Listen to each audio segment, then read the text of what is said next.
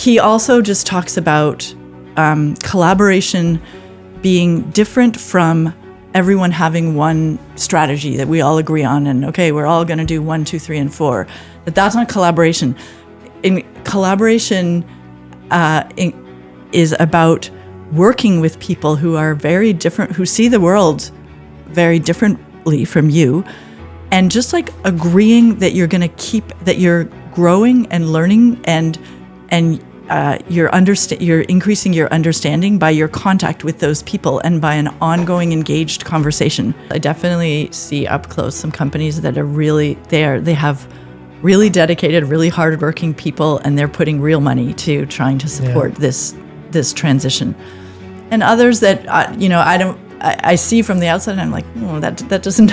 I think there is also a place for skepticism, but what I don't think that we want to be doing is painting everyone with the same brush and throwing out this baby with the bathwater, because I really think there's a good potential for serious at-scale change.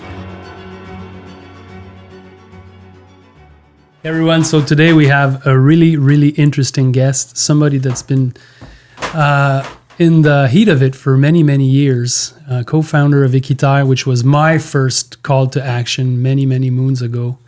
Beth Hunter, welcome to the podcast. Thank you for having me. Yeah. Equiterre, what is that?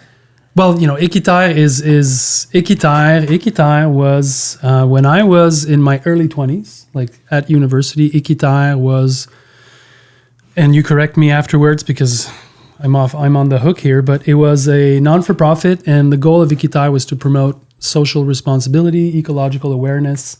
They were doing lots of different actions. They were part of the first CSA movement also, and they like in Quebec. Mm-hmm. And they were the umbrella organization for all these years of the CSA network that we have here in Quebec, and at one point was probably one of the biggest in the world.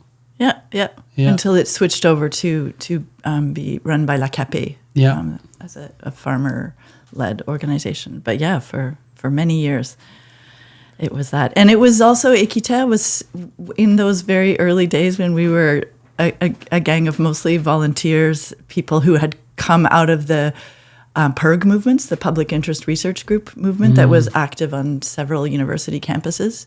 And the early years were really focused on personal action. It was, Laure Varidel popularized the idea of acheter c'est voter, to buy is to vote. And so we were Dollar doing that voting, in transportation, in food, both fair trade internationally and local food, mostly through the CSA network, or to begin with in the CSA network, energy, what you can do in your homes to be more energy efficient. So it was like in a range of areas, what you can do with your daily actions to be more environmental and socially just. And then over time, it began to take on more policy work, and now is still promotes those daily personal actions, but also does a lot of public policy advocacy. Since we're on that, could we start with going back in time? Sure. Because clearly we're going to get to where you are now, and I think your journey is one that spans a lot of things, but it's always kind of in the same ethos. But yeah, could you tell us, where did this journey start for you? I think it started with the supermarket tours. We were just talking about that before we started. So the supermarket tours was a guide that was created by I think the Ontario Public Interest Research Group, which basically helped to groups to do tours in supermarkets that would bring up all of the different issues behind the shelves of the supermarket. So we would talk about pesticide use, corporate concentration, overpackaging, animal husbandry, anything, like the way that supermarkets, control what you buy, and you'd go through the supermarket and talk about these different issues. So we did a number of supermarket tours. We'd advertise them in the university newspaper. When was this? Probably around 93, 94, 95 kind of in the range. 90s. In the early 90s, yeah. And what happened after a bunch of these tours is that we got really depressed because we would come to the end of every tour and we'd try to say a few positive things at the end, but you can do some things, but it just felt like it was so overwhelmingly negative and problem focused. So we decided we wanted to do something that would focus on solutions. And so it was this group of volunteers at the Public Interest Research Group at Concordia that decided to put together this guide, which became Hungry for Justice, the Montreal Guide to Socially Responsible Food Choices. Oh my God, this for me, Chris. This is like the start. This is the preceding. Yeah, this is when of my farming. Is this career. something that you saw in university time? Yeah, this was like when I was all these books that she bought, these zines and booklets, zines. Zines. Now you're talking old school. And this was so new to me. Like this coming from a just like not a. Well, to me background. too. City kid, grew up in London, Ontario, and was in Montreal for university. And I had not met a farmer before I started researching this thing. And we went out to the Ecological Agriculture Projects, EAP, which was a tiny library, and we're before the internet. So that was where you had to go to get your information. And they had all these zines and books and things, everything related to ecological agriculture. And I remember there was a farmer from Saskatchewan there who I'm still connected to, who I was like, oh my God, a real live farmer who would come. They exist. And he'd come like in the winter to when, he wasn't doing much on the farm and do research, and as well as traveling around a bit. And so he happened to be there, and we had these long chats, and we did lots of research at that place. And it was a collective effort to write it. And one of the solutions that we talk about in the book is community-supported agriculture, which, again, we had never heard about. We were like, oh, what a cool concept. It was so interesting. You share the risk between the buyers and the growers. And there were examples in the U.S. which had a little movement going. And at the time, we thought there was nothing in Quebec.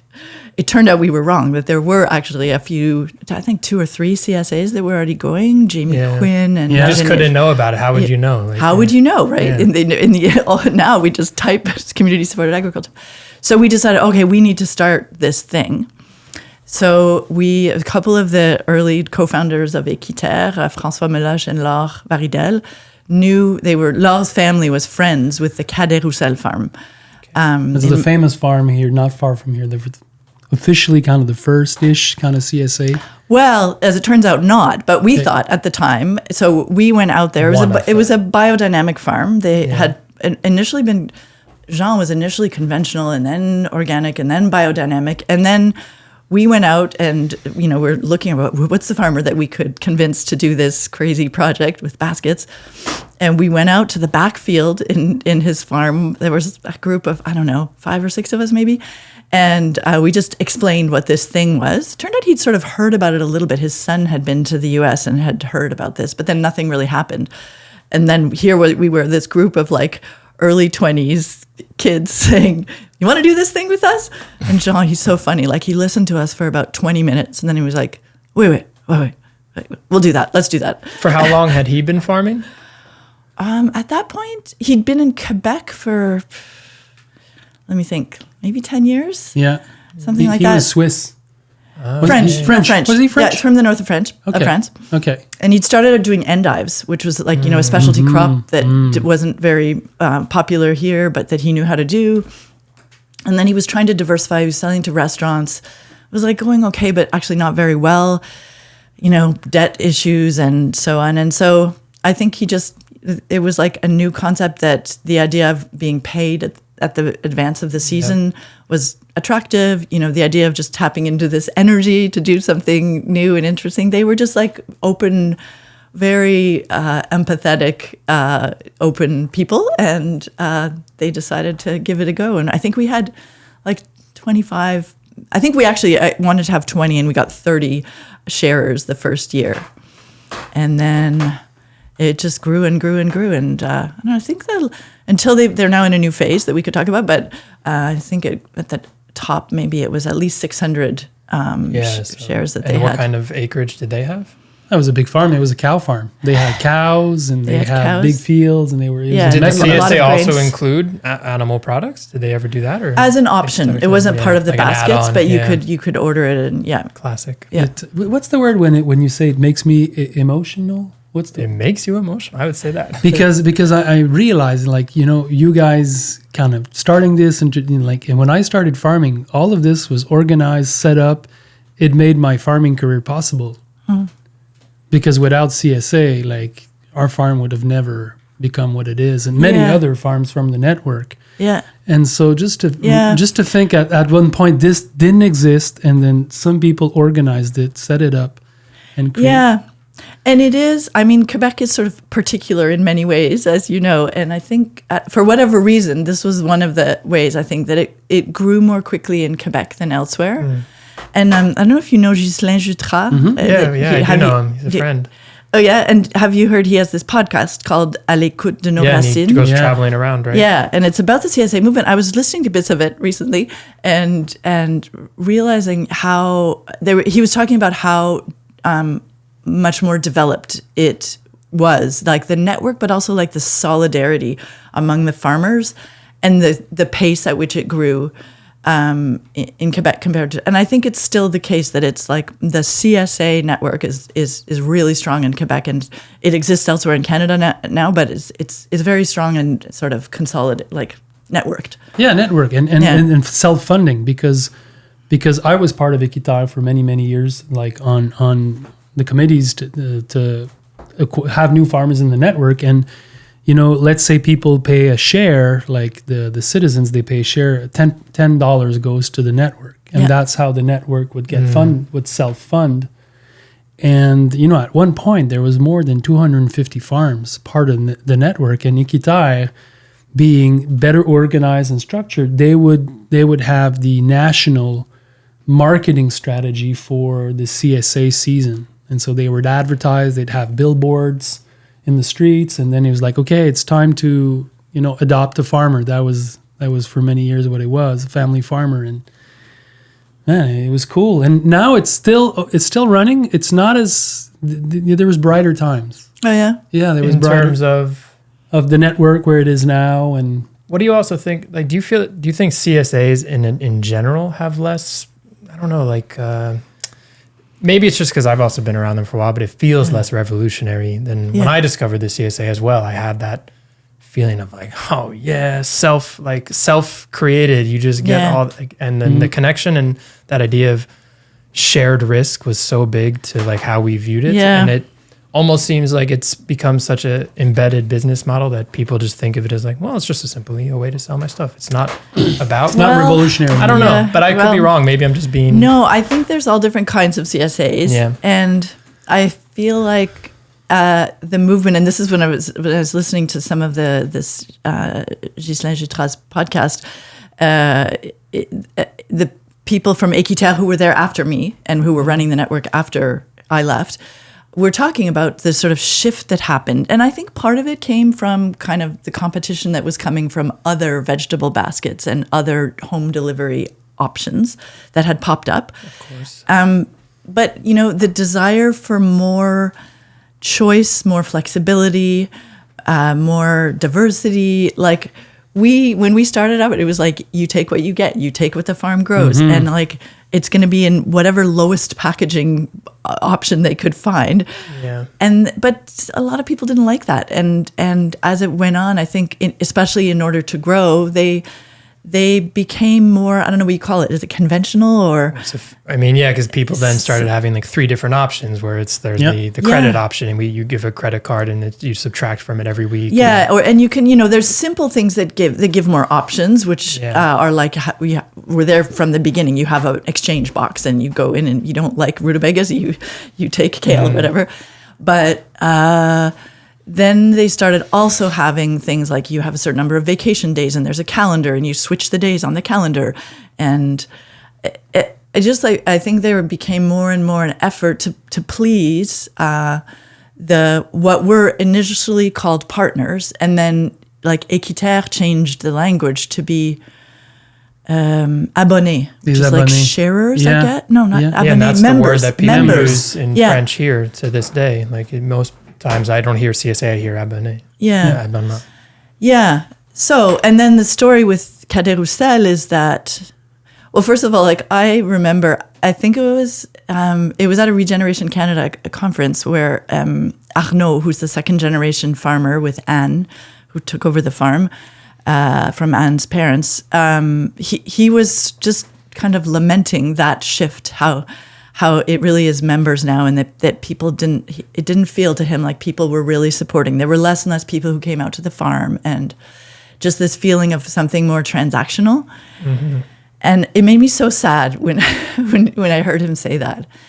But now, and it was actually because of a hard time that they had a hard time the last few years making a go of it, like many CSAs post pandemic. Big uptake during the pandemic, and then afterwards inflation, just like some have stopped, some have scaled back, and they and another farm had a couple of really tough years, and decided they needed to totally rethink their model and basically go back. And not even go back, it's like more radical than it was, what the Cadet Roussel CSA project now, which is called Retour aux sources. So return to the source. Yeah. And so we do that model that I think they knew about from Germany and the US, a couple of US farms that do this, where they made a budget for the farm for what they needed for a number of people that they wanted to support and acres that they had to grow, and with a bunch of changes that they wanted to make, including having more green acres and green manure, and just sort of taking better care of the land. And more vacation time, I think. And better care for the people who work there, and like better working conditions and pay. So they did a budget that sort of covered all of that. And then they put it to us, and there were a whole bunch of meetings. We had an early meeting at my house, and we had other meetings in some of our drop-off points, and explained this to people. And a bunch of us did phone calls to try and explain it to people. And basically, you put in the amount that you want to pay, that you think is right. And they gave some what do you call it, like sliding scale, baselines, this is what, if you had a medium-sized basket before, this is what we kind of think that the cost could be. But actually, you don't have to pay that. You pay what you think you need. So everybody did that. It didn't get up to the number that they needed. So they went back, asked us, those who had already contributed, made an engagement if they could contribute any more, but also looking for more people. And they got to the 600,000 that was their budget. Wow. And we got to it. And it's about to start next week is the first basket, which is not going to be a basket. It's a market style. Yeah. Oh. So you're a member of that farm still? I've been for 30 some years. Yeah. Wow. Yeah. That feels like an accomplishment. I want to say congrats. Well, congrats to them. They're the ones doing all the hard work, but it feels really amazing to be so connected to that family. And Jean, the original farmer, Madeleine had passed on by that time, but he moved back to France. He actually helps his daughter, who has a farm in France too, most of the time.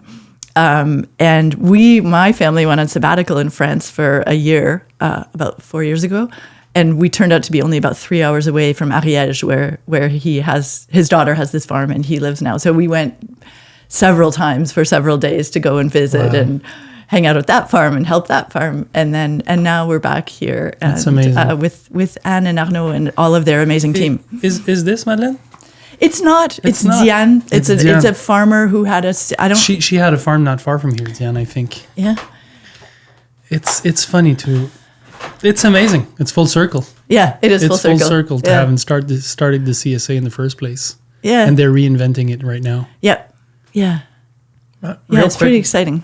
Before we kind of move on from maybe that era, what would you say was the trigger, if any, that kind of drew you into this world? I feel like you kind of touched on it, but I don't know if you said it quite. I mean, I really fell in love with the issue of food during that QPERG era. Yeah. I think, we had this tiny group. It was hilariously called the Global Cooperation Network, but it was a group of about like 10 people that showed movies about, international development and solidarity and stuff. And so I probably for me, it started before that, sort of the social conscience and interest. I sold cookies and tried to raise money for the World Wildlife Fund when I was 13 and stuff like that. But I didn't really know what I wanted to do. And I think it was when we started doing the supermarket, that same group started doing the supermarket tours and then started doing the research, started meeting farmers. I went out and worked at the Saunders farm, Russell Pocock and Thérèse Shaheen for one summer. And I mean, I was really interested in food policy and agricultural policy. And the closest thing I could find was agricultural economics. So I started doing an agricultural economics degree, but I also took like ecological agriculture courses and organic agriculture courses, and just like I just became totally fascinated by the issue of food and agriculture. Yeah. Well, good. I think that's what we want to learn about today. Yeah. Because something, in our little world, we focus on really small scale agriculture, and we're primarily always talking about feeding our communities, but we don't as often talk about the larger food system at large and learning about it and discussing it in depth. Yeah, and I think that in this podcast, we're learning a lot about people that are doing work. And that's the exciting thing. Because I often lament that I don't know enough about that. Like I have opinions about things, but I feel like I should be more informed about the larger food system. So I'm really excited to learn from someone that has been in the trenches heavily. What happened to you after you worked with Equiterre for some years, and then what was your next? Well, when I started that master's, I actually didn't finish it. I decided I wanted to take a break from school, and that's when I did some work for a consumers organization, and then started working at Equiterre, where I was volunteering, and did that for about 7 years. And then, so my partner is Lebanese, and he got his first academic job in Lebanon, and we had our first kid, and I was on mat leave, and we decided that we went and sort of during the mat leave went to Lebanon and sort of for 3 months and tried it out. I guess it wasn't trying out for him because he had come when he was 27, I think. Oh, wow. But and then he got this job, and it was like, do we move to Lebanon? Which was heart-wrenching for me because I loved my job at Equiterre.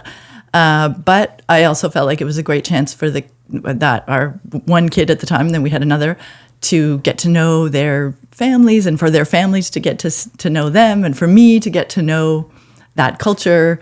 I was starting to learn Arabic, and so we were in Lebanon for 5 years, and I did a little bit of I did a range of things, but I did continue the thread of agriculture and food. There was an organic agriculture project connected to the university, and we did a kind of CSA-like thing. It wasn't really at all the same in that context, but so did a few things like that, and did some journalism, and started. Then I picked up my master's because it felt like the right time, and like I wasn't. My Arabic wasn't good enough to get the kind of job that I would have liked there. And so I decided it was time. And I could do research there that was super interesting. And so then my master's was at Laval in rural economics. But the research was about this project on dietary diversity and food security in Lebanon. And then when it felt like it was time to come back from the concrete jungle that is Beirut. Was that before the war? It was after the big civil war, but we were there during the period of the invasion. When was that? Towards the last couple of years, and then and now it's just like I don't know. It's a very difficult, very very difficult situation. But it was at the time. It was like I think it was sort of. I wouldn't say it was a golden period. The golden period was a long time before, but it was there was still a lot. There were a lot of openness, a lot of young people, they've always left, but there's a wave of departures in recent years. It's just economically so terrible. Mm-hmm. Anyways, so came back, and from Lebanon, I saw this job at Greenpeace for work on the Oceans campaign, which Greenpeace Canada was starting. Was modeled after a campaign that several Greenpeace offices in different European countries had done, which was about sustainable seafood. So Exhibit number 2. Yep. So we were working to convince supermarkets to stop selling overfished and destructively fished or farmed seafood and convince them to adopt sustainable seafood policies. So we did, some of the typical Greenpeace actions, dropping banners from supermarkets, from Loblaws, and people chaining themselves to fish counters and things. Nice. And we put out the core of it really was putting out this ranking every year of supermarkets in Canada. Yeah. 2010 retailer ranking. And Costco is doing, this is the grade. They're doing better as they're up. This is doing less good. Costco is the worst in that. Costco is the worst. Yeah. I couldn't say how it's doing now because actually Greenpeace stopped doing that ranking. They focused on tuna afterwards and are not doing those anymore. But it was, for me, it was like the first real engagement with companies that I did. And, it started out with banner dropping and, the kind of like not demonstrations, but like pressure because they weren't engaging, because we sent them out, surveys and tried to get interviews and they didn't want to talk to us. And then once we sort of drew attention to the fact that there was work that needed to be done, action that was needed, they did start talking to us. And by the end I was there for 4 years, and by the end, the supermarkets were calling me because we put out the ranking in the spring, and they would call and say, "Oh, are you putting your ranking out soon? Because we have a new policy that's coming in place. We want to make sure you include it." Or, there's some new labeling that's about to come out, and what's your timing for that report? Because they wanted to have their information in the report. And, I developed good, very collegial relationships with several of those executives that were working on seafood. And I'm still in touch with a couple of them. So it was like, I feel like it was a lesson in not only the power of that kind of work of, I guess you could call it naming and shaming, but also the power of engaging and in those conversations. And they really developed, I would have to say they developed greater expertise than we did in seafood, which was not there at the beginning, but they started hiring people to come in, fisheries experts that would help them to develop policies and help them to assess their seafood. Loblaws did this whole thing with all their suppliers and they did whole meetings about requirements they had for them. So yeah, it was a pretty powerful learning experience. Is it a problem that in your mind is improved to this day compared to then, or has it been ups and downs? It's improved. I have to say I don't follow it super closely, but I do sometimes notice, there's that labeling of where it comes from or how it was fished. There's more certifications which are that at least have the benefit of traceability. They're often not as strong as we would like them to be. It's kind of like organic, but yeah, I don't think it's slid backwards. I don't know that it's sort of gone forward. Yeah. This episode is brought to you by Bootstrap Farmer. Bootstrap Farmer is an amazing company. It's focused on making high quality, durable, and ecological products for farmers and gardeners. They really stand out for me because 1, they manufacture their product right in the US instead of relying on overseas factories, and 2, they're focused on durability and sustainability. This means no single-use plastics that you have to rebuy every year, and no cheap, flimsy metal that won't last.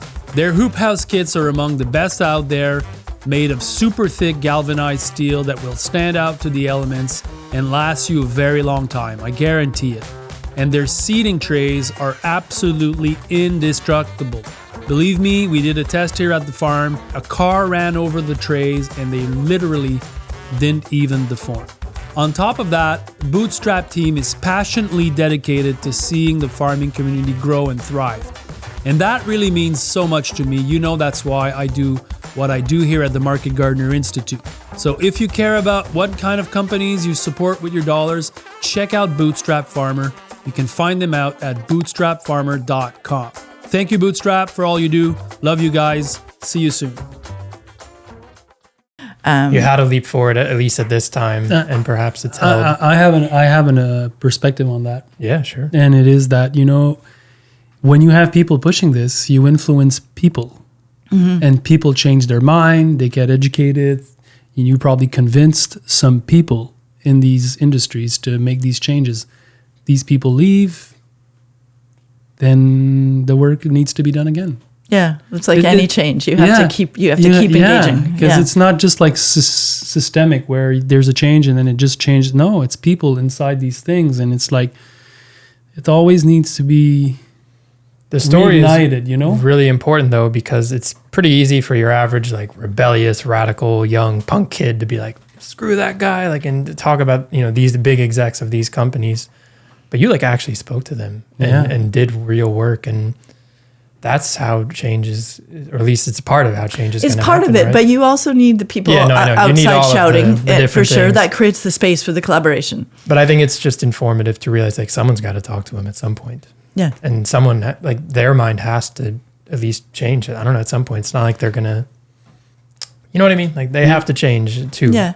And sometimes it's like, I feel like sometimes, like I do know some of them, they already were thinking about it. They had some information about it. They were sometimes like maybe their partner at home was saying, do you know what's happening to the oceans? Like, are you doing anything about that?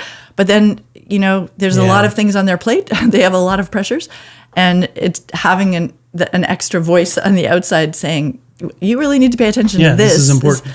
But companies certainly have a huge range of issues that and it's growing of issues that they need to deal with, and they sometimes have to choose. Like sadly, they don't have the resources to deal with everything at the same time. So it's like you were the Post-it next to their computer with the mantra they've been trying to keep in their mind. Like when you have something you want to remember, try to put it. Do you know, Chris, that me and Modèle, we don't eat seafood. We don't eat fish. We don't eat seafood. Yeah, and for a reason. For this reason. Yeah, just because you feel like you can't get. So it's just like, that worked on us. Yeah. Like when you read the status, the report of the oceans, it's terrible. The fisheries, it's terrible. Like so much waste. Yeah. These fish get caught and then half of them don't even get eaten. Yeah. Like for and me, social it's conditions for on some of the fishing ships boats. Awful. But yeah. Yeah. So I'm like, this is where we draw our line in our family. Yeah. Anyway. I want to talk about systems, because really what we're talking about is the food system, and that's where your work comes all together. I want to read to you a quote that you've quoted someone else, Donella Meadows. And it's, no one deliberately creates those problems like hunger, pollution, or poverty. No one wants them to persist, but they persist nonetheless. That is because they are intrinsically systems problems, undesirable behaviors characteristic of the system structures that produce them. Why is it that you chose that quote to use? And I think it was a talker. I don't remember exactly where, but what is it about that thinking that is so important to you? I think it's about just recognizing how all of the structures that hold something in place, and that it's not so simple as being just like the choice of one person. Why don't they just do something better? Because there are so many structures, economic, legal, cultural. And if we want to figure out how to tip systems into a better place, we need to understand the complexity of what's holding it in place. We also need to figure out how we can figure out those magical leverage points that are gonna sort of break apart the old system and help to create a new one. But yeah, I think it's just like about recognizing what the reality of the complex world we live in, and how very few really.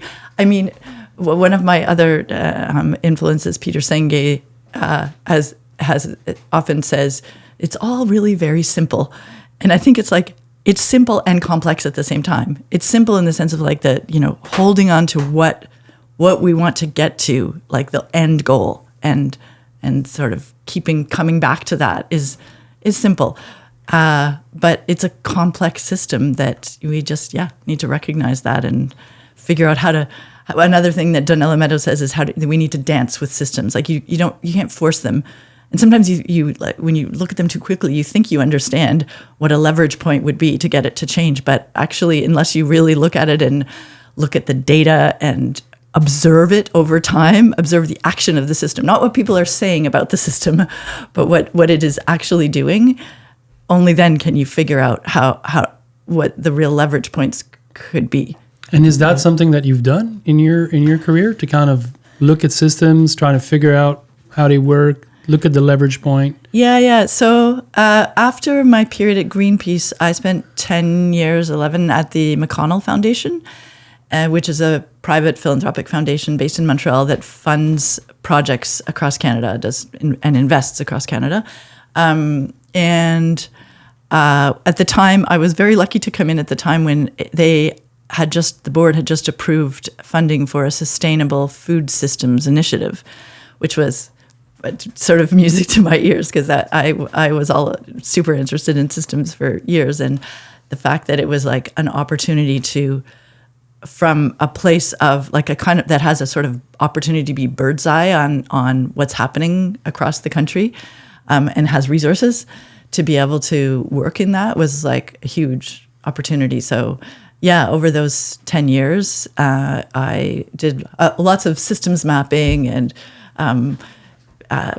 talking to different people who think about systems and analyze them, and try to figure out what are some of the best leverage points for supporting the change we want to see in Canadian food and agriculture. Yeah. Would I oversimplify it? And if I am, please tell me, to say that you had like a budget, and you would allow it to according to what you guys would think would have the bigger impact. Was it something in the likes? It was strategic investing, strategic development, saying, okay, we're going to do this how has the most impact and leverage. I would say, well, maybe a more fair portrayal of how it happened was in the early years, we, which is, in a way, I feel like this is still where we are with food systems in Canada, because I did a recent report about sustainable agriculture. We were trying to figure out, like, sort of, let 1,000 flowers bloom is this expression we used sometimes. Like, what's going on, and let's listen to what people are doing on the ground. Like, we're up there on the 18th floor of a building in downtown Montreal. What's really happening on the ground in it? And let's listen to people. So we put out a very broad call for proposals when we first started that initiative. And, we read everything that people said about what needed to be done, what they were doing, what they thought was, the next best innovation or whatever. And out of that, we funded some of those projects, but we also sort of used it in a way as part of our like systems mapping to understand. And then we created initiatives that were looking at particular aspects of the system. So there was one that was about it was called the Regional Value Chain Initiative, and it was looking at hubs. Sometimes I think it was ahead of its time, and it wasn't highly successful, but it was trying to figure out how hubs, like the middle of the food system, could be better supported. The place between the farms and the consumers, delivery systems, and transportation and storage systems, and so on. And then there was another one that was about institutional food, because we realized that institutions like universities, schools, hospitals have big food budgets, and so they're potentially a really big leverage point, but they weren't super organized. So we supported an initiative that was working on campus foods systems, and then we also supported some school food work, and we supported work on hospitals, which was hospitals in the healthcare system, and that was the one that was sort of the least well developed, and it became its own initiative. That initially was part of the foundation and then has now spun off. It's called Nourish, and it supports leadership within the healthcare system about food. So yeah, it's sort of a combination of like asking people, putting out pretty broad questions to like what do you need supported, but then also being more strategic based on our increasing understanding of where there were gaps or opportunities in the food system. Yeah, and you said that. I've heard you say there was $3 billion spent I think, in the healthcare system on food in Canada, something like that in a year. Yeah, I don't remember that number. That I can believe that, though.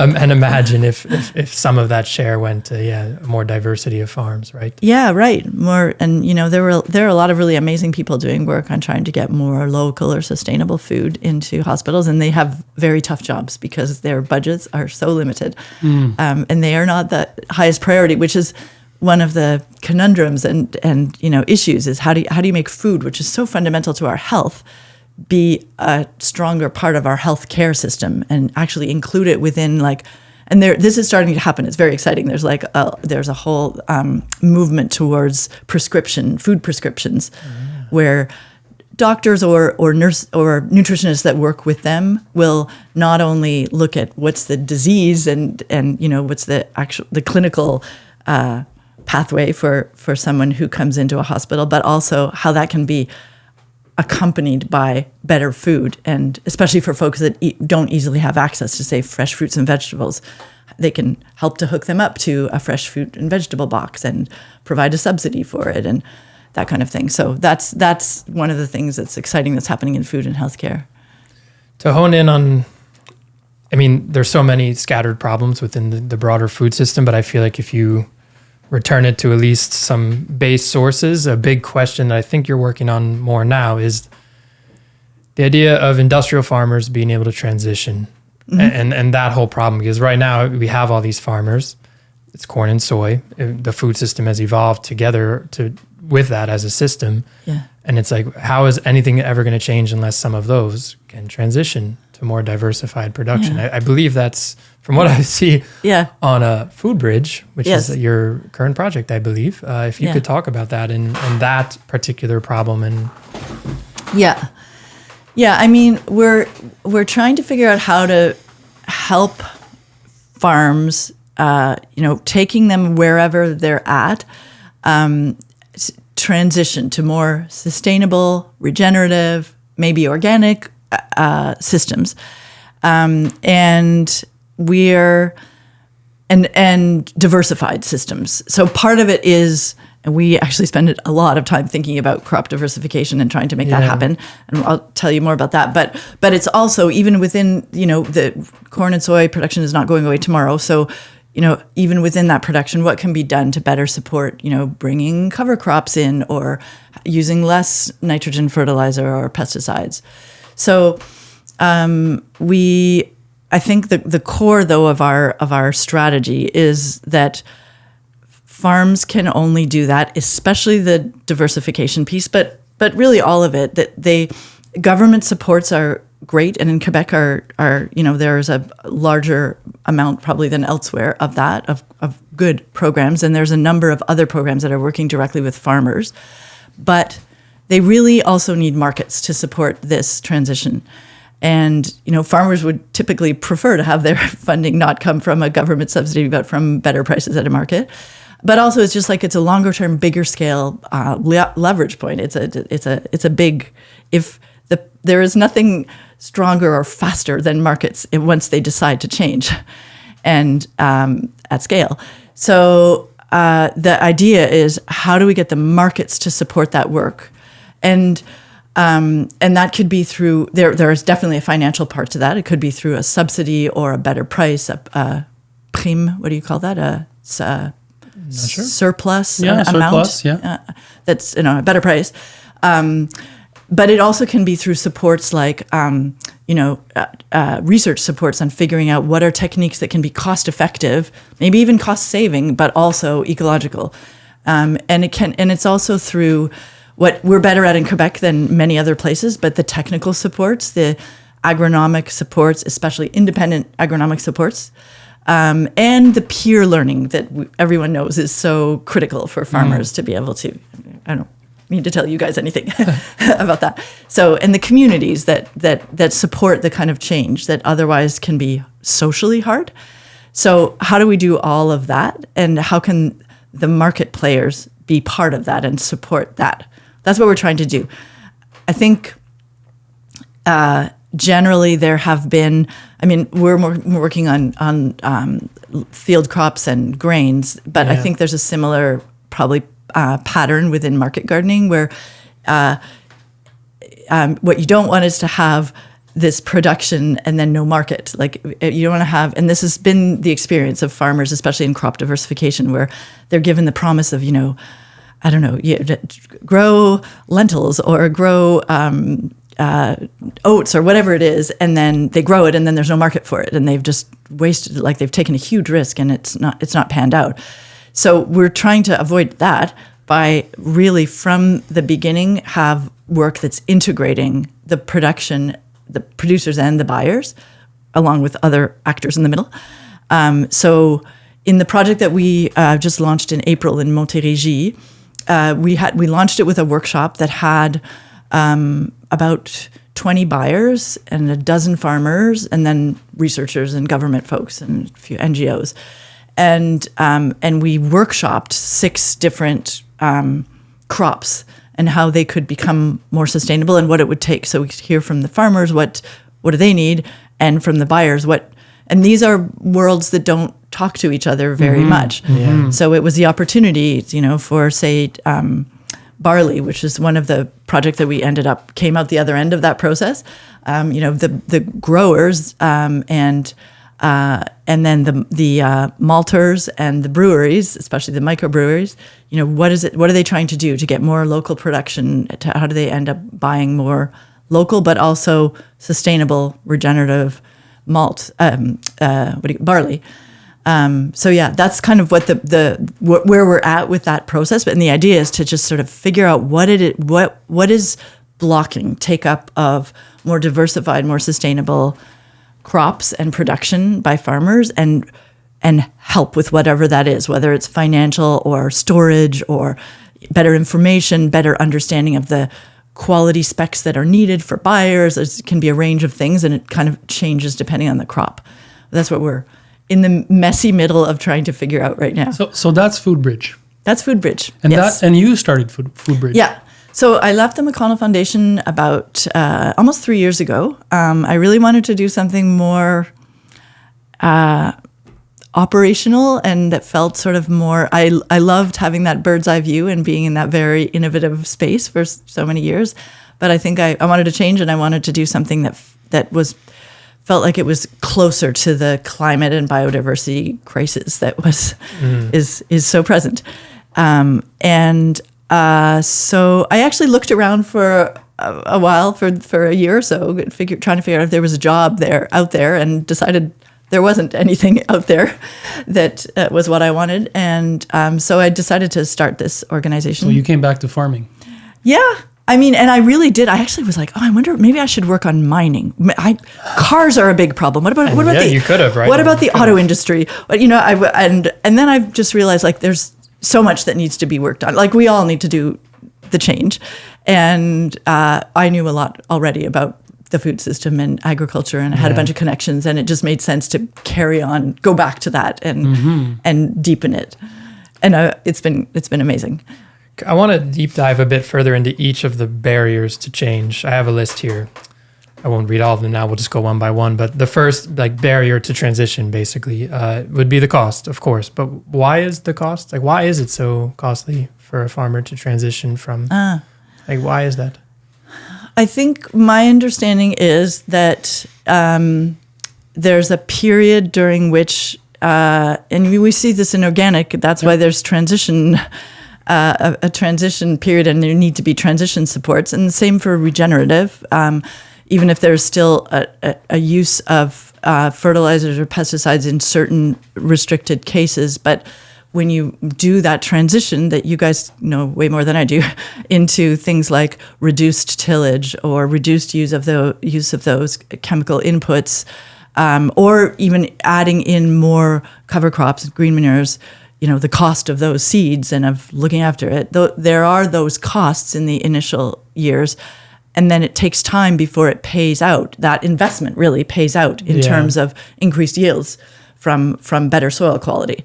So I think that's the biggest thing. I think, some companies will only want to look at it when it's a cost effective, like a cost neutral change, which I think is problematic. I think that it just is more costly during the transition period, and companies should, if they can, figure out ways to support farmers for that. Some companies will do it in a way where they'll actually invest in farms, like bigger farms typically, and they'll be like, okay, what is it going to take? And we're going to include the cost of cover crop seeds and whatever increased different management and slow release fertilizers maybe that's more costly. And then we're going to reap the benefits over over time. Maybe it's 5, 7, 10 years. Others do it more on a per acre amount that they pay for farmers to take on typically it's a number of practices. Sometimes it's an outcome that is being paid for farmers because of the additional, costs of making that change and the risks of that. But I think, okay, I will stop at the cost. That's the cost answer. I was going to add though, is it fair to say that, how we got to this place for farmers to work this way is basically because the system asked them to do it that way. Totally. That's how the customer is asking for it. The whole system is asking for it. And so it's asking for cheap. To get back the other way, it's not up to the farmer because they were never, you know what I mean? They're not responsible for it getting that way. They say that a lot.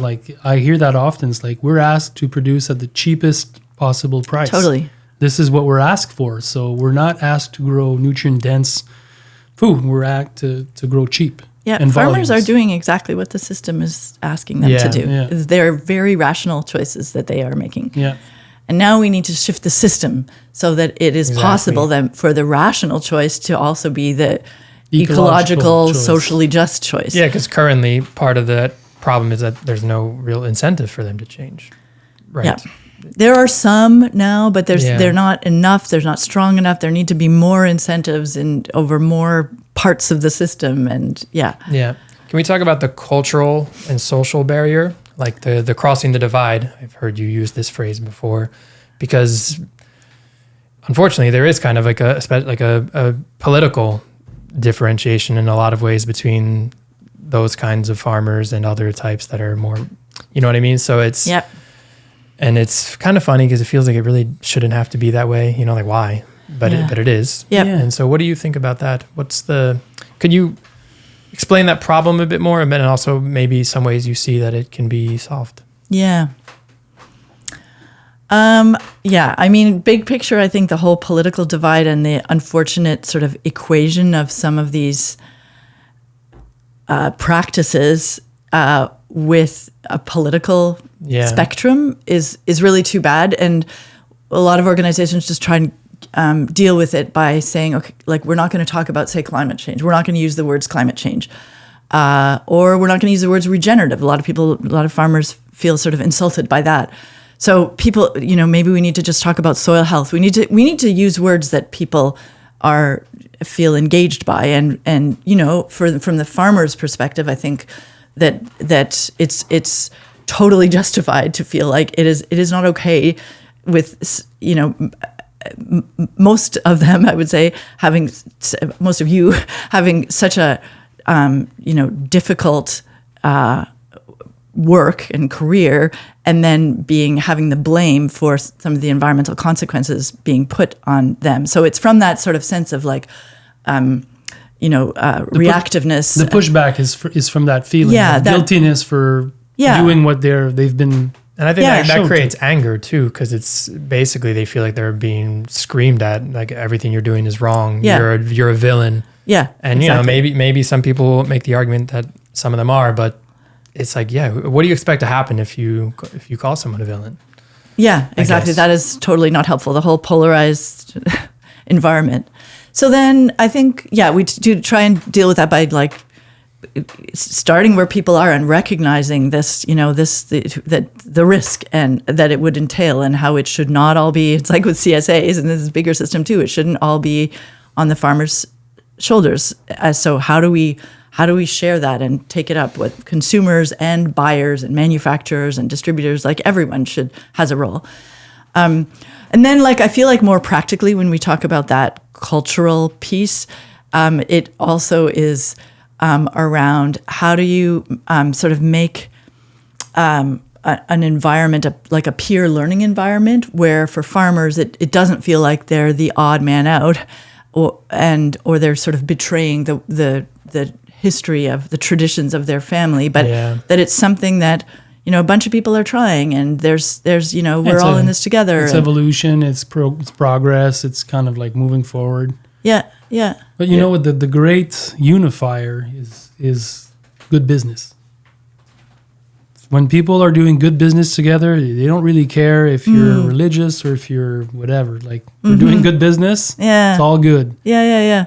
And it's true. Yeah. So if you're able to bridge that gap between good practices, ecological practices, and good markets, Yeah. which probably Foodbridge, looking at the word now, is a great way. I was thinking the same thing. It's Bridging the divide. like bridging CSA. the- CSA was about creating a market for a more just way of farming, a Yeah. more social way of farming.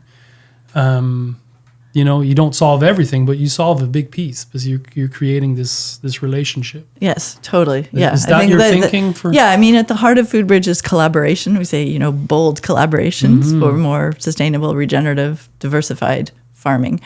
And I think those collaborations, like, hopefully they're bold in the sense that they're actually making change, and they're bringing together people who wouldn't necessarily otherwise talk to each other or do business with each other. Yeah. That's definitely at the heart of it. Like bridging different kinds of gaps, whether it's rural, urban, or across manufacturing to farming. Many kinds of gaps, and all these different kinds of agriculture that I really feel like we need to support the quote alternative kinds of agriculture, agroecology, permaculture, organic regenerative, and help them to grow. And we also need to shift the more conventional farming, which makes up the mass of farmers, towards more sustainable. And I think it's unlikely that people are going to wake up tomorrow and suddenly make the shift. So you need to meet people where they're at and find ways to propose incremental change. A final thought I had on the social element is that it's not just about getting someone from the other side to agree with you, but they have to basically betray their side. Because if you're in that culture, let's say you're in Middle America, a very conservative place, and you're like, I'm going to go organic and regenerative, you might lose a lot of your peers, and that could be very difficult for someone. Unless we make it so that it's cool. Unless they tell, hey man, I'm making twice as much cash, buddy. Exactly. So screw it. It's true. Like that's the mindset of a farmer. It's like if he makes more doing it this way, he'll do it that way. And if he has a market for growing barley, and it's more profitable than growing corn, he'll grow barley. Unless he doesn't know how, and then he can get this. But sometimes I think we overcomplicate things in thinking that it's ideology that drives what people do. Sometimes it's pure, simple business. It's like, I grow corn because it's what I'll get the most return for my farm. Yeah, and I think I've seen some studies, like sociological studies, that show that farmers are not a unified group. Mm-hmm. There are some that are like, everyone needs to make their farm work, and the business that has to have the business case work. But then there are others that are more motivated by pure environmental issues, or maybe social issues, and then others that for whom it's risk. Risk is very, very risk averse, and you need to figure out what are the ways that we can make this less risky, whether it's through crop insurance that covers diversified crops, or payments, a contract that ensures that you're going to have the payment when you do that crop. There's a bunch of ways that we can figure out how to reduce risk for farmers. Is that part of pre-competitive agreements? The pre-competitive, when we talk about pre-competitive collaborations, we're more talking about companies that in another situation, in the market situation, would be competing, and they have to be careful that they're not doing anything illegal around that. But in this situation, they're collaborating to try and figure out a problem in their region that goes beyond their own supply chain. So, like an example of that is there's a project called, it's still getting off the ground, but it's called the Trusted Advisor Partnership. It started there's one in North Dakota, and then there's one that's starting up in the Canadian prairies. And it's a group of companies, I think there's at least a dozen of them, that have paid into this. It's basically a peer learning program for crop advisors who are, they are mostly, at least in North Dakota, they're independent crop advisors, but they're still very trained in chemical fertilization. They don't have a lot of soil health knowledge. So they created this program to, through podcasts and, WhatsApp groups and for farmers. No, it's for agronomists to learn more about soil health. Okay. So that they can afterwards work with farmers. Agronomists to learn more about it. But it's true. It's true. Or crop advisors or whatever you want to call them. But yeah. And companies are paying into this because they know that they want to have producers that know how to grow, how to use cover crops and how to grow more diversified crops and how to use nitrogen fertilizer more parsimoniously. And they need good advice to be able to be doing that. So that's an example of a pre-competitive collaboration where they're all kicking into this thing. It's not about what they're going to sell on the shelf and whether they're colluding on the price of the whatever potatoes. It's about them all contributing to this collective solution to a problem that they all have individually, but they also recognize as a bigger social problem. Is it kind of the same process as going into the supermarkets and educating the grocers about sustainable fisheries? Like some of these companies perhaps don't know the impacts of non-organic or non-regenerative farming. They don't, and now that they do know, they're like, okay, well, let's do something about it. Yeah, and maybe now they know the path to do something about it too. Yeah, we did. So when we started at Foodbridge, when we started this project in Montérégie, which is called Veille au grain pour un avenir durable, so guarding the grain for a sustainable future, because mostly focused on grain crops. And we started out by talking to companies and sort of testing it with them. And we talked to big, medium, small-sized companies. And one of the patterns that we noticed is that bigger companies, like multinationals, they are typically, and it's because, they have the resources, and we saw the same thing with supermarkets. Like they're able to hire in people to help them with their sustainability strategy. They have sustainability departments, whereas a tiny company won't have that. And so many of them have net zero targets. They have science-based targets that are around climate goals and GHG goals, but many of them have regenerative agriculture targets or starting to have biodiversity targets. So they're sort of more sophisticated in their understanding and have it more on the radar. Not all of them, but a lot of them. Then the smaller and medium-sized ones are, the issues tend to be more close to the ground that they're connected to. So like local food or packaging, which is important, but it's not like where the bulk of, say, the emissions are. Or local around like transportation. Local is important for a whole bunch of reasons. Around GHG, it's not as impactful typically. So, yeah, I feel like the smaller and medium size ones are maybe the ones where there's more of that sort of awareness raising and education, I guess, that maybe needs to be done more, but also like making it relevant in their context and what works for them. What can they say? But there is definitely a lot of like blank stares when we start talking about procurement or regenerative agriculture, sustainable agriculture, biodiversity. It's just like not on the radar. Yeah. And then for those that have that on their radar, I suppose that it's about coming to them with some alternatives of, hey, you could be investing in here, you can be doing this, we can help you perhaps lead an exemplary. And even just like project.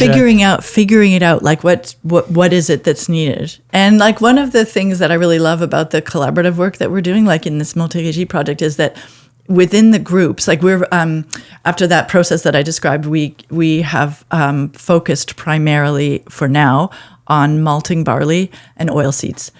And in each of those, there are leaders that have been doing some really great work on their supply chains, and whether it's a farm that's way ahead of the pack in figuring out how to grow this crop, or and how to sell it, or a company that's been marketing its sustainability qualities already. But they're also bringing along other farmers and other companies, and so they can learn from each other.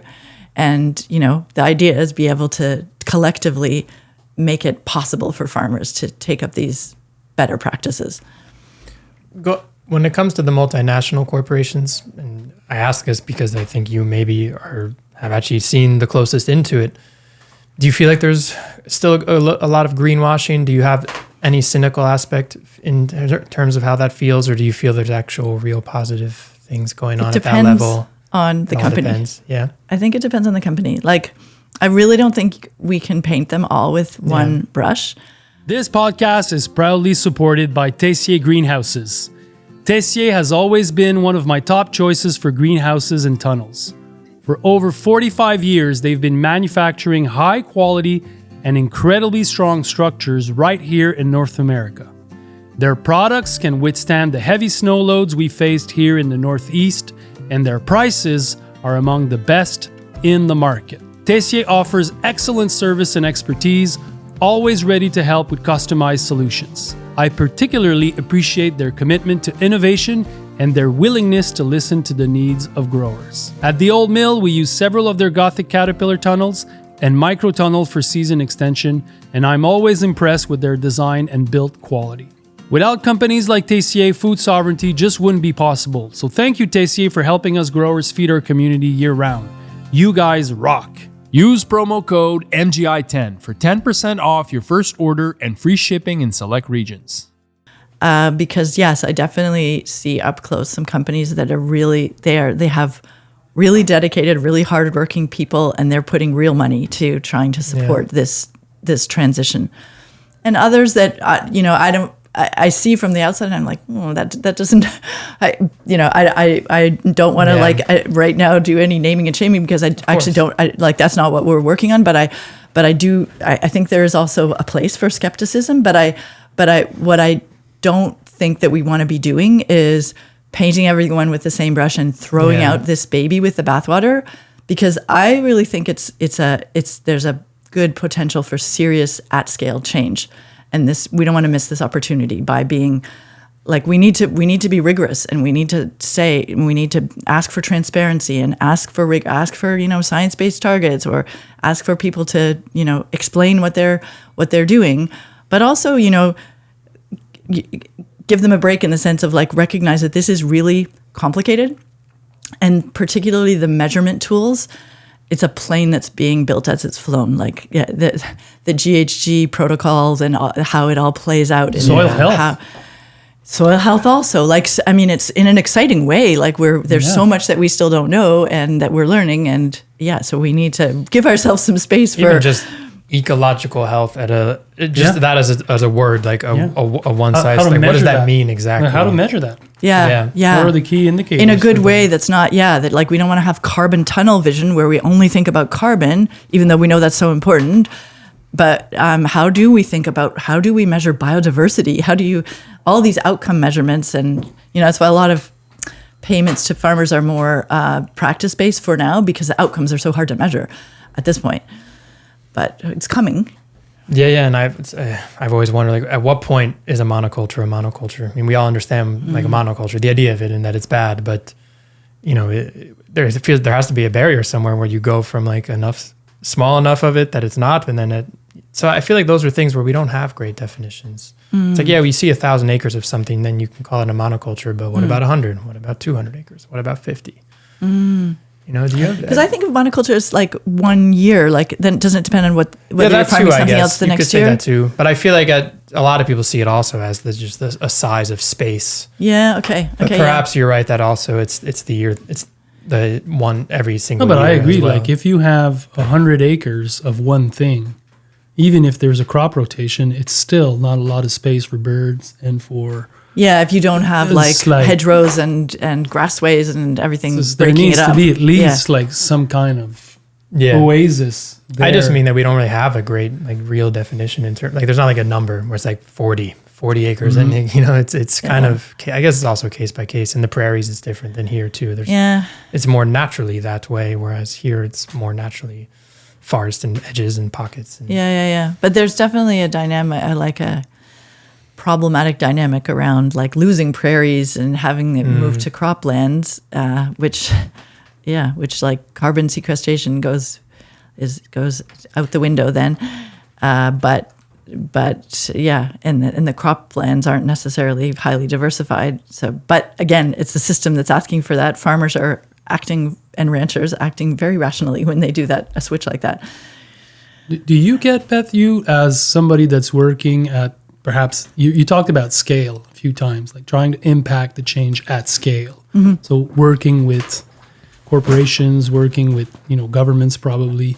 Do you get some pushback sometimes? People that are saying, hey, are you like still with us here, or are you kind of you're working with the big ag now? Do you get pushback like that, or not at all?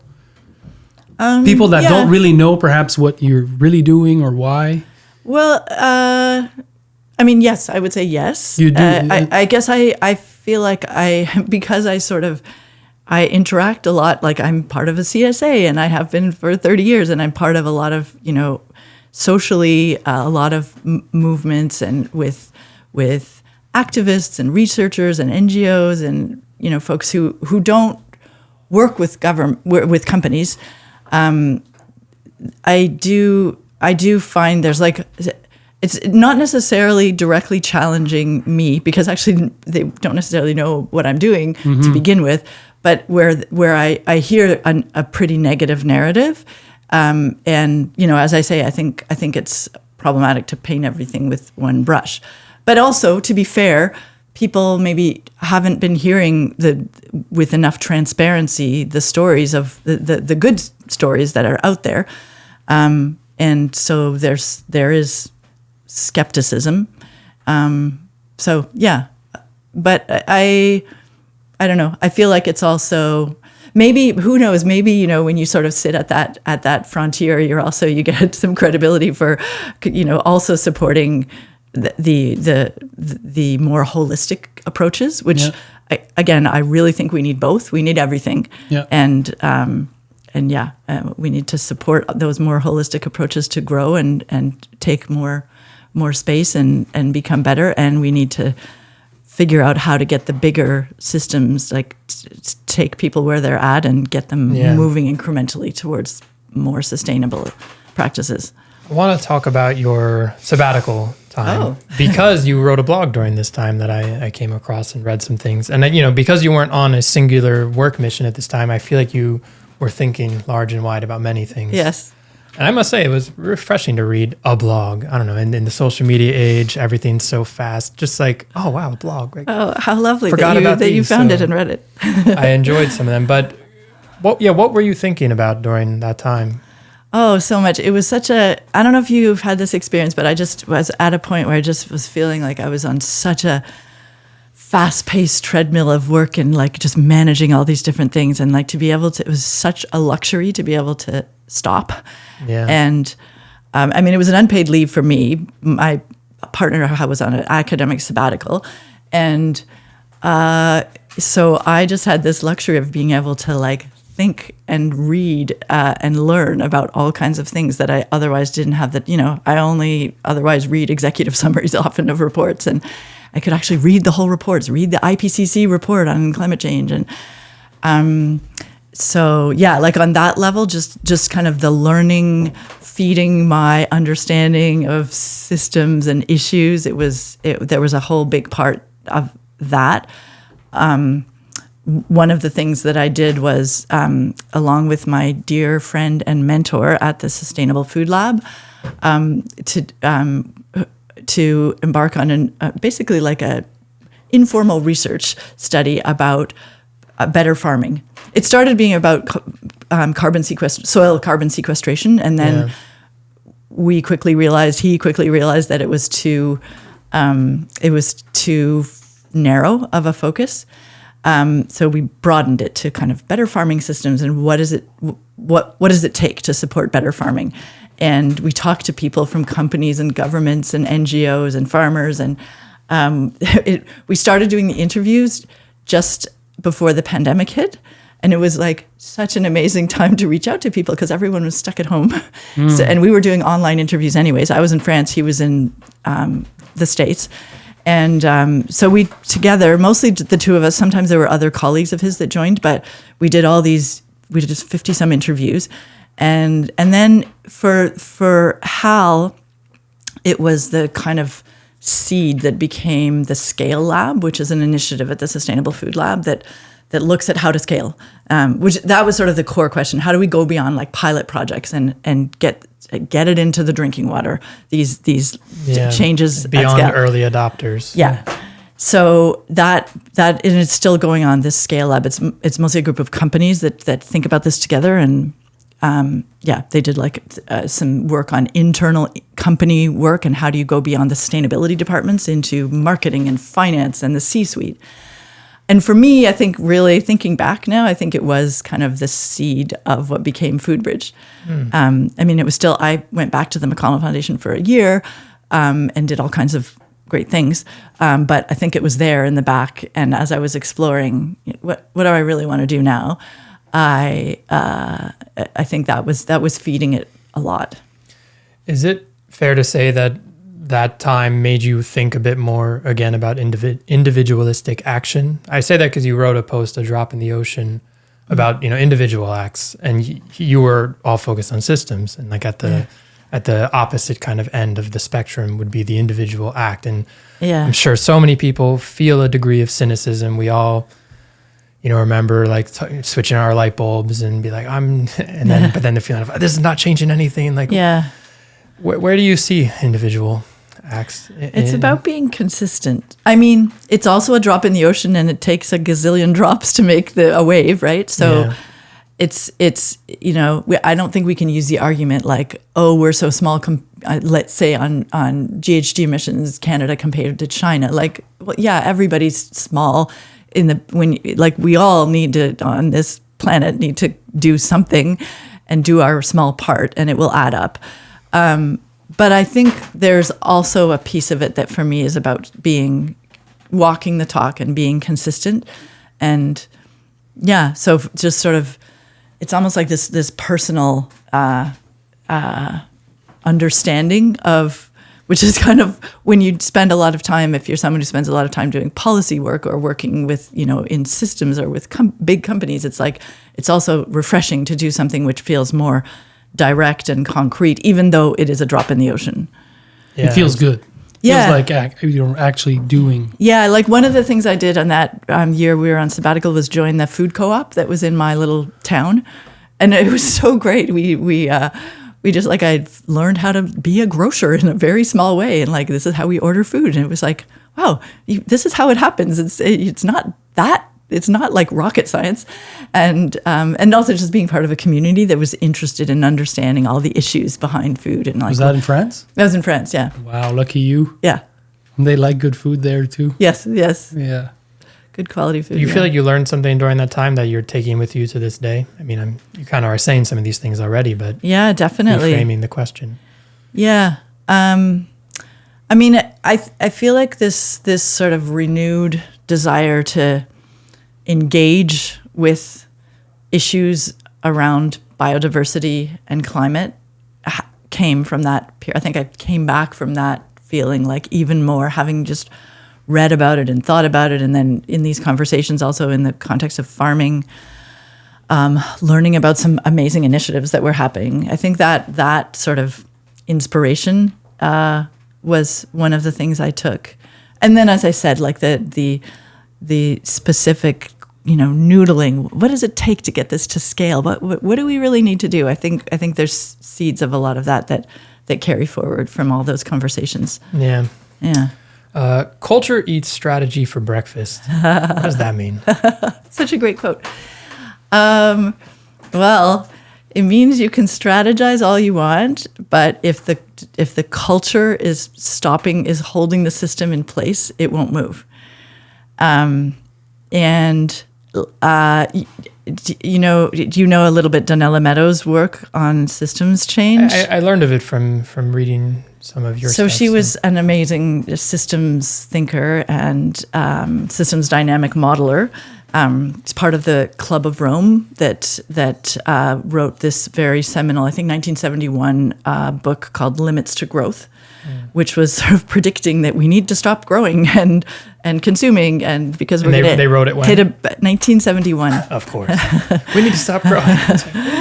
Yeah. So she wrote this very influential paper, which I think is called the 12 Levers to Systems Change.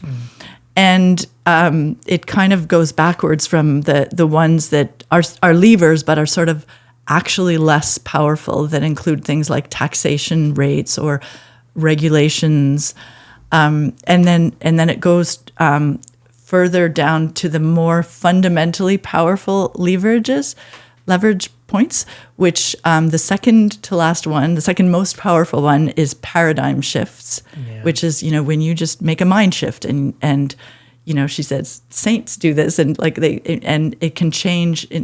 If you have a president in a country where they have power to act, and they make a mindset shift, or just a very Mother Teresa or something, like there can be mind shifts which are actually transformative, like individually, of course, but also even at a systems level. Yeah, socially.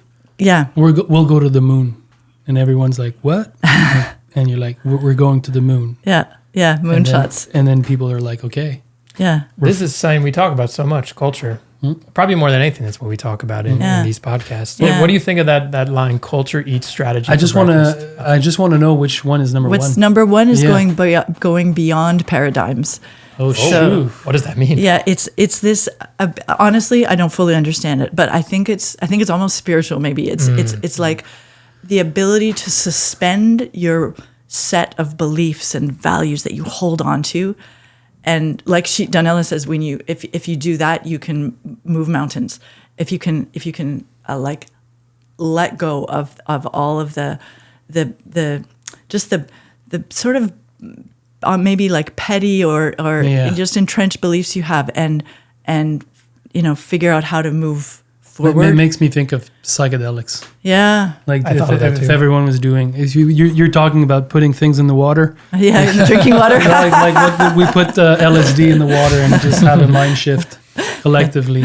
Yeah, no, but that's what it is. Yeah, like when you lose all your little, whatever, your little thing, your little traumas and your little stories that you have, and you just look at the universe as something that you see possibilities that you didn't see before. Yeah, I feel like occasionally I get these waves of energy about what's possible, and it just becomes She probably talks about that though with regards to society. If society has that same experience, then we're really on another playing field. Yeah, that's really interesting. Or like organizations, like I think the atomic bomb had that effect on. Oh, definitely. I mean, I've listened to like a 10-hour long podcast series about the Cold War and the atomic bomb, and for sure, we can really destroy the planet in the push of a button. You could almost call that beyond paradigm, I think, the way it changed things. Yeah, perhaps. But the culture eats strategy for breakfast. What do you think of that? It's an interesting line. It is. And it brings us back to what you were talking about, those farmers that have that mindset, and if you want to change that, how do you change culture? That's a great question, and I think you play with the game a little bit. Yeah. Well, anyway, we talk about it all the time. Yeah. What does that mean? You play with the game? Well, let's say marketing. Marketing is it's a big part of the problem in many ways, because we're marketed things that we don't need, and we're very influenced to buy stuff that in the end it's not really relevant. But if you use marketing to sell something that's really positive and really good and can really change the attitudes of people, then it becomes a really good weapon. If you can say it that way. So So for me, like, I don't know whether I was talking about this, but it's like using what's there to shift it to something that's good, like, like market powers, you talked about them. They're very, very rapid to operate. Yeah. So let's say the bottom line wasn't just top dollars, it was social change or ecological awareness or growth, but if you change the bottom line, these are good forces to operate. Yeah. But the problem is that money and more profit is always the bottom line of all these enterprises. Yeah. I mean, I do feel like right now that, the Paris Accord, the recent biodiversity summit and goals around that, science-based targets, like just this idea of regenerative agriculture at scale. I mean, I'm biased because this is what I'm working on, but I do feel like there's a movement there that has the potential, and it is already like it is already shifting minds in terms of going beyond just the bottom line. Not to say it erases the bottom line, it doesn't, but bringing in that recognition that you need to understand what your supply chain is, and all the way back to the farm. And that if you want to reach, in the case of companies that have, say, a science-based target, their scope 3 emissions are, for food companies, 80% in their supply chain. And that means it's not changing to electric vehicles or changing the light bulbs in their factories that's going to do it.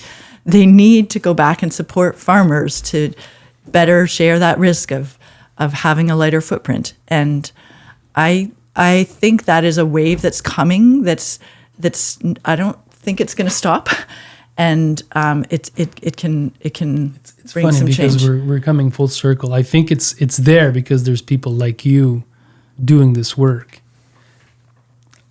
If you're not there to do it in 20 years, will it just sustain by itself?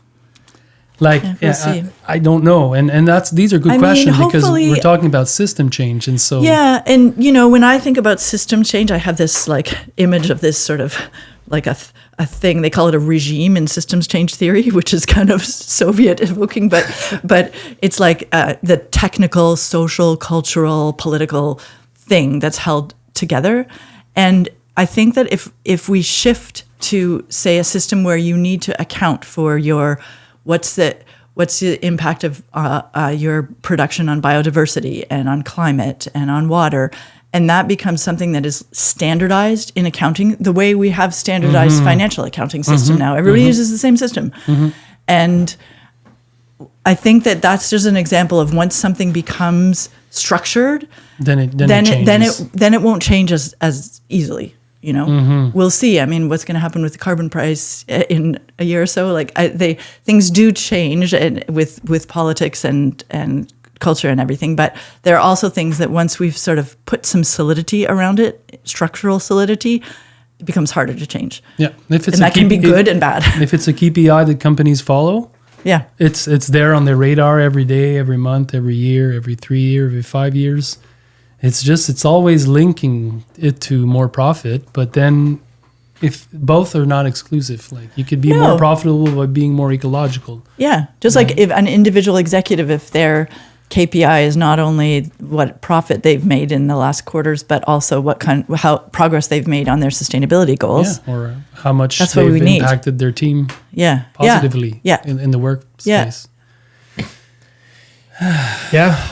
Before it's rare we go into these. I know these spaces. It's like the big system thinking, policy. Absolutely, it's and it does bring it back to spreading awareness. Like those two words, they sound so basic, like as if like how important could that be? But it's like if it weren't for people like you, and then if there's not another you to come in and be there in the future, awareness can just disappear. Yes. And we just enter a new world that no one wants to live in. So it's like just being and doing the work and having someone be aware of it is so massively important. I know I know a few that are on your team at Foodbridge, but are you actively thinking about having younger forces with you in these projects, that's a great question. making sure that you're passing down your wisdom and your learned Well, knowledge? I was thinking in what you were saying, Chris, that like I also do take great hope in the next generation. I feel like my kids are more radical than I am, and I like I'm happy to see them. Not, which is probably just makes me sound like I'm like. Anyways, that's probably an age thing too. But like I do take hope in the younger generation, and yes, I would love to. In fact, we're trying to build some partnerships that will bring us in contact with students. We need agroeconomists, and we need people who are knowledgeable about agriculture itself, and agronomists. And so we are I think that is a next step that we are very much. I think you're already doing it because you're probably my age or around there. True. Perhaps Yes, a bit most older. of my team is younger. 10, 15 or so which years is- younger than me. Which is perfect. Yeah. Which is perfect. It's a great setup. Yeah. Yeah. It's exciting. Yeah, it is. Well, we're going to move on to rapid fire questions, although they're not really that rapid. We just don't have a better name for this segment. What's a book that you've read many times? Aha, you have you it. brought it. You can present it to your camera so they can Present it see. to my camera. And at one point, I think it's also, we had a stack of them at the McConnell Foundation. I was able to give them away, which also always solicited some reaction. So it's called Collaborating with the Enemy, How to Work with People You Don't Agree With, Like, or Trust. Wow. It's by Adam Kahane. And Adam Kahane is a master facilitator, the organization called Rios Partners. And he's a very great writer too. He makes things simple. And this book it's about exactly what it says. It looks at why we collaborate and in what situations we collaborate, and says that it's a choice. We can walk away. We can just bend over and go along with it. And we can, I feel like there's another one, and we can collaborate. He has this little diagram. But he also just talks about collaboration being different from everyone having one strategy that we all agree on. And okay, we're all going to do 1, 2, 3, and 4. That's not collaboration. Collaboration is about working with people who are very different, who see the world very differently from you, and just like agreeing that you're going to that you're growing and learning and you're increasing your understanding by your contact with those people and by an ongoing engaged conversation. And like that is how I think a lot of people who are doing good work in governments have to do this. They have to collaborate with all kinds of people. They have to make all kinds of concessions, and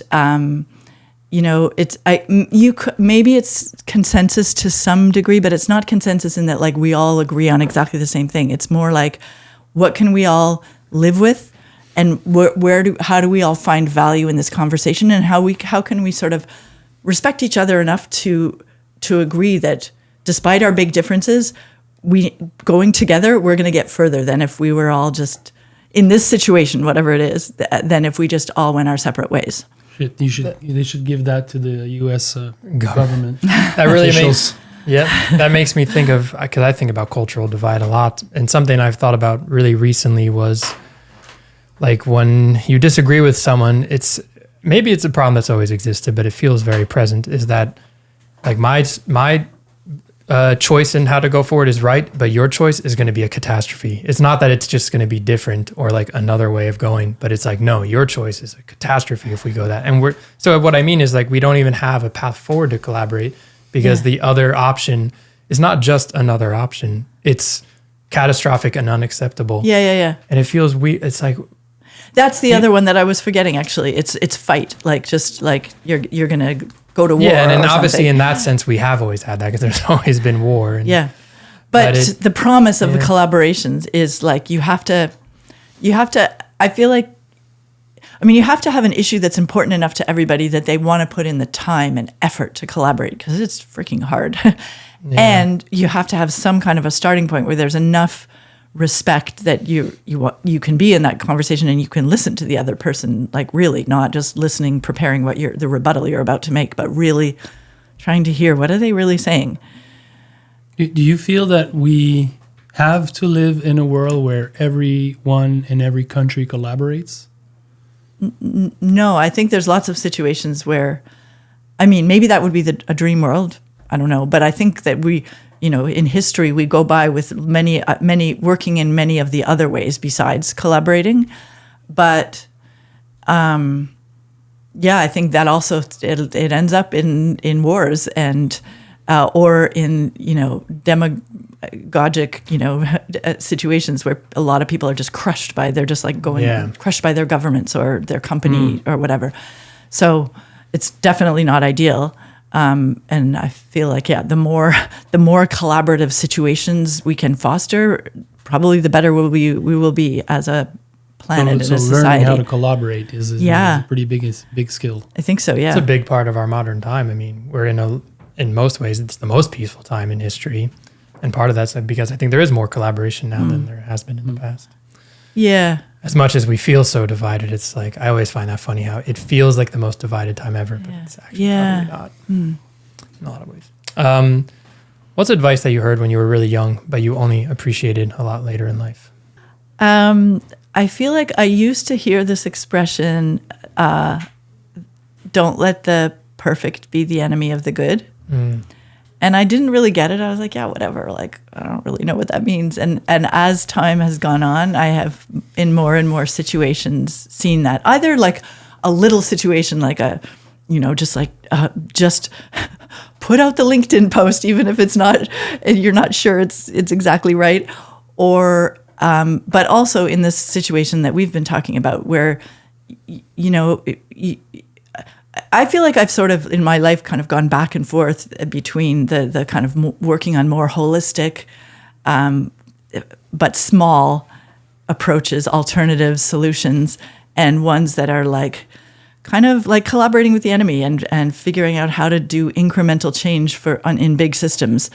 And that second one is it involves not letting the perfect be the enemy of the good, because you got to compromise and you've got to say, well, it's worth it because of this, even though I know that like I would rather it be way more. But at this point, it's a good step, and we're going to celebrate it. Yeah, I feel like you definitely embody that.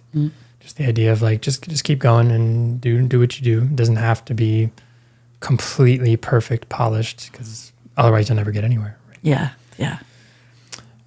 What's advice that you often give to people?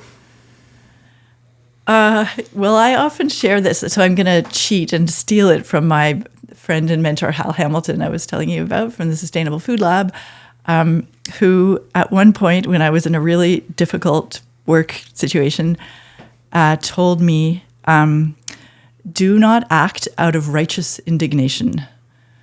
Think about the outcome that you want. And I just like, it keeps going through my head periodically, and I've told it to various people, and I think that righteous indignation is something that it's so human. It's so and often it's like totally justified. Somebody did something that was unjust, and you feel like the right thing to do is to like fight back or to make them understand why they did this thing to you that was not cool. But it's kind of like biting off your nose to spite your face. Like it is not necessarily what's going to get to the outcome that you want. And if you can just be a bit more humble and say, well, I'm probably not going to change this person's mind. But if I bring about the conversation in a way that they can sort of live with what we're proposing, then we'll get a win. We'll get someplace.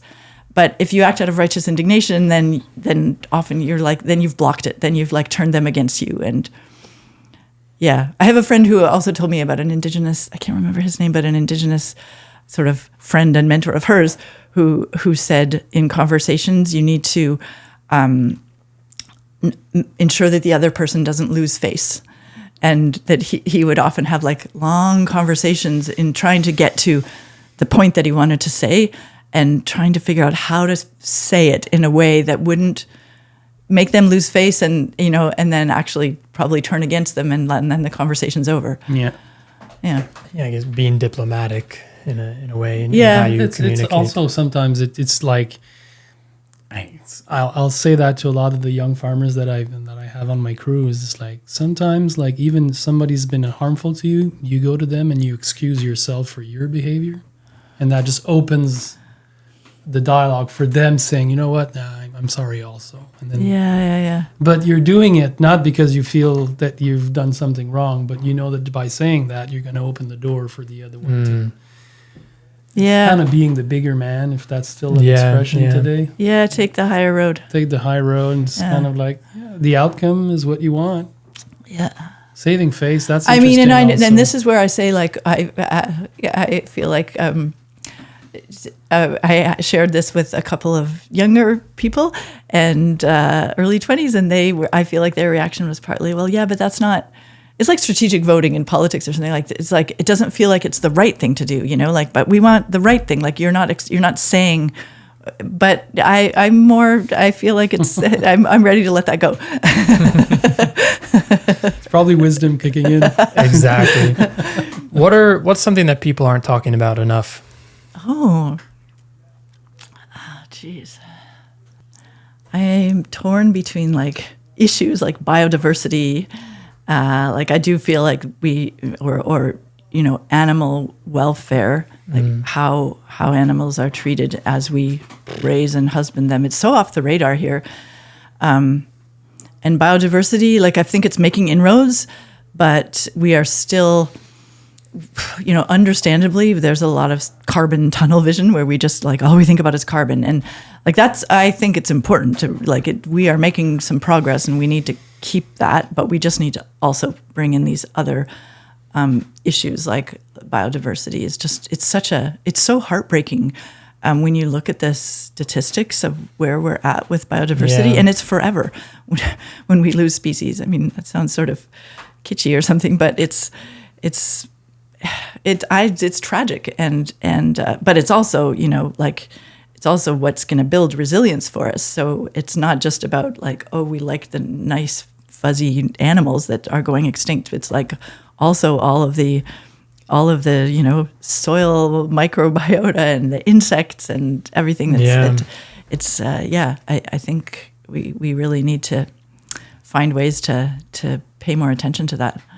Yeah, and biodiversity is one of the issues. I think it crosses the divide better than carbon does. It's less triggering politically. Yes. It's more accessible to the other side, whatever side you're on, to be like, I hear what you're talking about. I see that as a problem too. Yeah, but more so. There's also less of a political agenda because there's geopolitics involved with carbon and all of that. But biodiversity, it's pretty clear.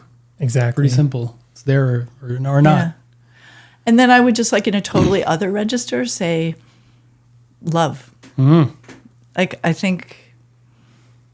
feel like it's just the human emotions and the connectivity and the positiveness of love that that exists and needs to be fostered is in our Western culture anyways not very easily talked about, and I feel like it's something just like humanity, our common humanity, and those like the everyday interactions between us as humans is really important. And I mean, I feel super blessed in like the team that of colleagues and then partners that surround Foodbridge that has that sense of humanity and embedded love in it. And I think it's something important to hang on to, maybe if it, talk about it if it's comfortable, but at least implicitly encourage its presence. It's funny, our guest on Monday had a very similar thing to say at this time. They talked about love. Oh yeah. And I don't know if you know this, Chris, but at my farm we have a quote on the top of the door. It says, "Work is love made visible. Keep working with love." And I always look at that and I'm like, yeah, this is lovely. Yeah. The work we do is love made visible. Based on your amount of different projects you've worked on over your career, I have a feeling this might be a question where I don't know if it'll be harder for you to answer, but what's the best difficult decision you ever made? I mean, maybe the most recent one was to leave what was a very fascinating and well-paid job with great people at the McConnell Foundation and start something totally new from scratch, which I had done before with Equiterre, but we were from the beginning we were like a gang, and so it felt, it felt like a big leap, and but it wasn't. On the other hand, it was easy because it felt profoundly like it was the right thing to do, but it still kind of made me kind of dizzy to actually do it and be like, okay, here's the day when I'm going to make the announcement or whatever. But it's been so rewarding. It's been so amazing to kind of get closer to the real world of farming and food systems and understand like incredible learning, but also really feeling like it's that the change is more immediate, that even if it's not like you guys are really immediate, but like I'm not farming, but just still being able to really talk to the people who are talking more to farmers and talking to companies and it's been super rewarding. And then also building our little team has been amazing. And I have really, it's only been like a year a bit over a year since I've just been by myself, but it's been amazing to sort of be able to foster other people's contributions and see that happen. Great. Yeah. My last question. Did you have something to say? No. Okay. What is a failure, like a best failure in your life that sticks out to you? Something that didn't go well, but it actually turned out to be a good thing. I think I'm going to pick actually something sort of recent also, which is when you're doing a startup, it's like a startup business. When you're doing a startup organization, there's like, you don't have any track record really, apart from, in my case, I had my personal track record. Yeah. But it wasn't doing what Foodbridge is doing. And having come from the philanthropic world, I thought it would be a lot easier than it was to raise money for this new organization. Because I had lots of contacts and I thought, I know how to write a good proposal and I know how, and it turned out to be remarkably difficult. And I think some of the feedback I got early on was things like, well, you're only one person and there's not a proof of concept and it's not specific enough what you're doing, because I was like, I was exploring what's the niche, what's unique, what's additional. And that was really hard it sort of felt like a slap in the face, and it was like a failure, like compared to what my expectations were, which were probably way too high. But and then I think one of the things that came out of that for me was saying, okay, then I need to sort of do that entrepreneurial thing of like going out and hiring people, even though I can't offer them a long-term contract or even a full-time contract, and talking more about what we're doing, which I'm personally like not so comfortable trumpeting what we're doing when it feels like it's still early days and like what's the exact impact. I just feel like, but I've been doing that. Like, we've been doing communications and we have a 5-person team. We're all part-time contract, but we're it's a great diversity and I think we're able to demonstrate some impact, some early impact, and building out partners and advisors and putting those up on the website. And like all of that is, some of it I was doing anyways, but some of it I really was pushed by that failure really to say, okay, well then let me try and prove impact and some kind of proof of concept and show who we are more visibly, because that's what is needed to get a reputation, to get funding, So and so far so good. I mean, still a long ways to go, but yeah, it's. I think in the end, it definitely had a silver lining. Anyways, that experience. Well, thank you. Yeah, can relate to that. Yeah, that's all for me. It's all for me.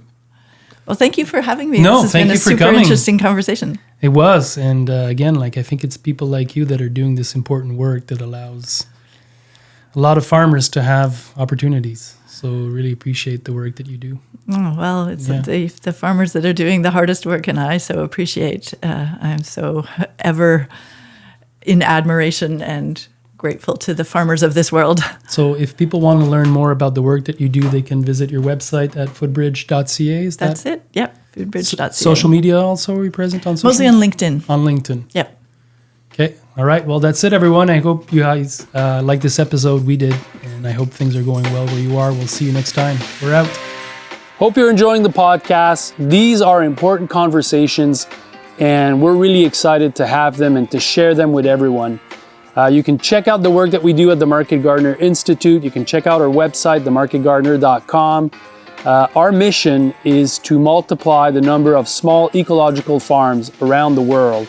And we do this by offering training, online courses to new aspiring farmers, but also to seasoned growers. We're helping them take it to the next level. So you can check out the work that we do. You can follow us on social media. You can sign up to our newsletter to get a lot of freebies about gardening, farming, but also about how small-scale farming is changing the world. And that's really what we're all about, and that's really what this is all about. So again, super excited that you guys are on board. We are changing the world.